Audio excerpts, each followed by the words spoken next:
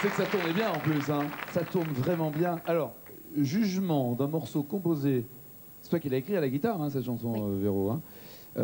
Jugement de Paul Persson, le riff là, quoi, on dit un riff gimmick, un riff, oui, un riff, un riff, un gimmick. Super. Un thème. Digne de Muddy Guy Pour tout bon, on dit un thème. Un thème, voilà. À la radio, on dit un jingle. Voilà, un sonal. Ouais, ça... Non, c'est un super riff. En plus, la manière dont elle le fait et tout, elle a plusieurs titres comme ça où elle joue de la guitare. Et pour moi, c'est super parce qu'il y a le son, il y a le truc, il y a le doigté. Et c'est... Moi, je suis fan en plus de ce genre de riff comme ça en l'air, qui jump un peu. Et ça, moi, ça me botte. Un riff en l'air qui jump un peu. Ce qu'il oublie de dire... Ça, les musiciens vont comprendre. Moi, je peux passer... Oui, c'est vrai, c'est codé. Hein. C'est codé. Il faut décoder.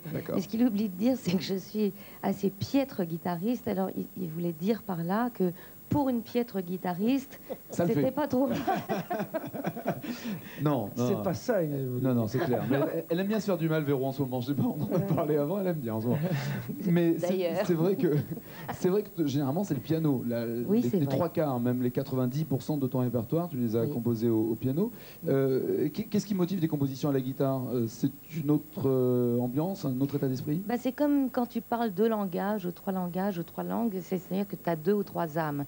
Je trouve que de jouer du piano, c'est une âme, et de jouer de la guitare, c'est une autre. Et par exemple, tu n'as pas les mêmes démarches harmoniques quand tu poses tes doigts sur un piano, d'emblée comme ça, que quand tu les poses sur une guitare. C'est-à-dire que ce n'est pas les mêmes accords qui te viennent naturellement. Et on n'a pas tendance. Et ça t'emmène dans un autre voyage. Non, mais au piano, on n'a pas tendance à être plus calme, plus doux, plus romantique. Non, et à la guitare, plus regarde agressif. Elton John, par exemple, il est très calme, celui-là. Oui, enfin, il y a des fois, il s'énerve, enfin, il y a des fois, il est... Non, mais aussi, il y a des chansons à la guitare qui peuvent être extrêmement douces et calmes. Santana, oui, James Taylor. N'est-ce pas, oui. N'est-ce pas? Qui était venu en ce temps. Non, c'est vrai, mais c'est pas ça vient pas de la même... c'est pas la même âme. D'accord. Alors, l'actualité, vous le verrez, d'ailleurs, à la fin de cette émission, il y a plein de dates de concerts, et de Paul Persson, et de Daran et les Chaises, qui sont également invités dans ce Taratata. Véro, il y a eu, j'en parlais à propos de Paul, cette fête à Samson qui s'est passée à La Rochelle le 12 juillet, dans les Francopholies de La Rochelle, organisée par Jean-Yves Foulquier, avec plein d'invités. On va les revoir sur une cassette vidéo, c'est ça? Qui va sortir à la fin du mois de mars? Mais sur les cassettes audio aussi. Audio, oui, non, mais je dis voir, c'est pour ça.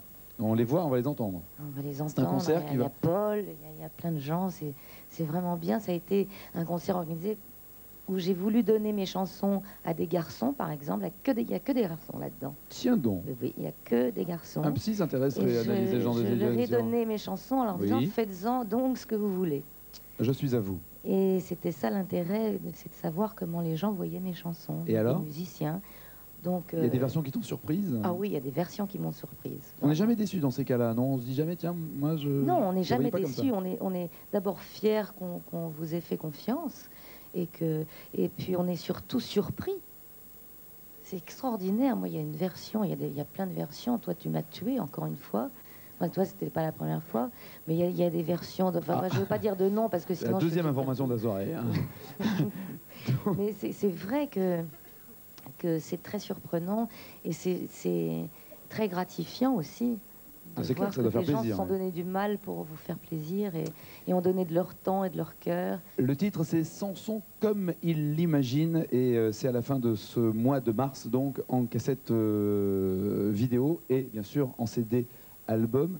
Et petite précision, tout à l'heure, je vous ai dit qu'il y avait des artistes qui savaient retourner la gentillesse qu'avait Paul Persson quand on répond aux invitations. Mais elle, non seulement elle a bien su retourner l'invitation, mais en plus, elle avait encore hier un plâtre qu'elle a fait retirer pour pouvoir jouer de la guitare avec Paul Persson. Si ça, c'est pas de l'amour... C'est de la rage. Le duo déjà mémorable, Gérard Lanvin et Paul Persson, plus fort.